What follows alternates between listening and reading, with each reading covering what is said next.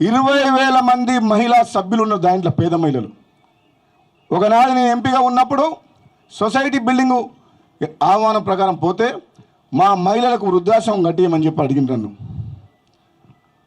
అప్పుడు తెలంగాణ ఉద్యమం నడుస్తుంది, తప్పకుండా ఏదో ఒక రోజు కట్టిస్తా అని చెప్పిన 3 ఎకరాల స్థలం ఉన్నది ఆ సొసైటీలోని.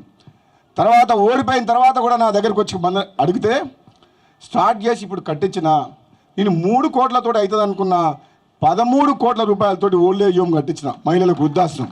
అది కంప్లీట్ అయింది. ఆ రోజు ఝాన్సీ గారు, ఎస్ఎస్ఎన్ గారు మహిళలు వాళ్ళు వచ్చి తప్పకుండా దాన్ని ఆశీర్వదించాలి. మీ పాలకుర్తి ప్రజలందరూ కూడా మీరు కల్లారా చూడాలి. ఒక అద్భుతం సృష్టించిన 3 ఎకరాల్లో 150 మంది పేద మహిళల కోసం. నిజంగా ఈరోజు ఝాన్సీ మేడం గారు ఇటువంటి కార్యక్రమం చేపడుతుంటే చాలా సంతోషం అనిపించింది. ఆమెకు ఎంతో ఉంది మనసులో ఈ పాలకుర్తి ప్రజలకు సేవ చేయాలని చెప్పి. ఇటువంటి సేవా కార్యక్రమాలు చేసే ఝాన్సీ మేడం గారికి, ఎస్ఎస్ఎన్ రెడ్డి గారికి, డాక్టర్ రాజేందర్ రెడ్డి గారికి, డాక్టర్ రాజేందర్ రెడ్డి గారు మన మాజీ పార్లమెంట్ సభ్యులు వివేక్ వెంకటస్వామి గారికి, ఇప్పుడు ప్రస్తుత శాసనసభ్యులు చెన్నూరు వెంకటస్వామి గారి కొడుకు, వాళ్ళిద్దరు దగ్గర స్నేహితులు డాక్టర్ గారు. ఆయన కూడా చెప్పిండు, డాక్టర్ గారు దంపతులు చాలా మంచి వాళ్ళు, నిజంగా వాళ్ళు తీసుకున్న రిస్క్ పాలకుర్తిల దయాకర్రావుకి ఎగ్నెస్ట్గా మామూలు కాదు. నిజంగా వాళ్ళకి కంగ్రాచులేషన్ చెప్పండి నా తరపు నుంచి అని చెప్పి కూడా రాత్రి ఫోన్ చేసి మాట్లాడడం జరిగింది.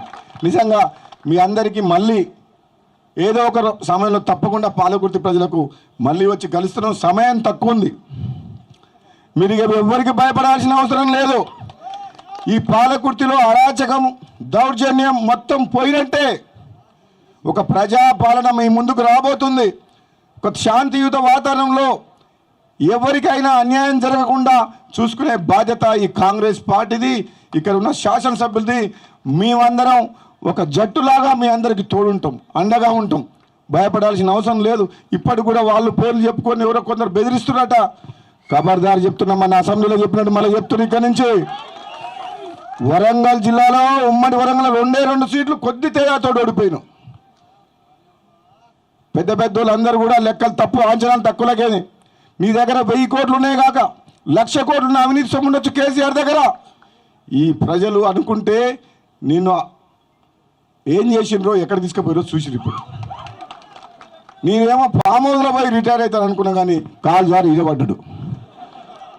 నేనన్నా రిటైర్ అవుతుండొచ్చు, కేటీఆర్ అమెరికా పోతుండొచ్చు, కవిత ఇంకోరని ఉంటే జైలుకు పోతానని నేను అనుకున్నా. ఇక పోయే టైం వస్తే అది కూడా తప్పదు. దోసుకున్న సొమ్మంతా కక్కి వెళ్ళవద్దా? 10 ఏళ్ల పాటు అధికారాన్ని అడ్డం పెట్టుకొని దోసుకున్న సొమ్మంతా మనం ప్రజలకు చెందేటట్టు అవినీతిని బయటికి తీసుకొస్తాం.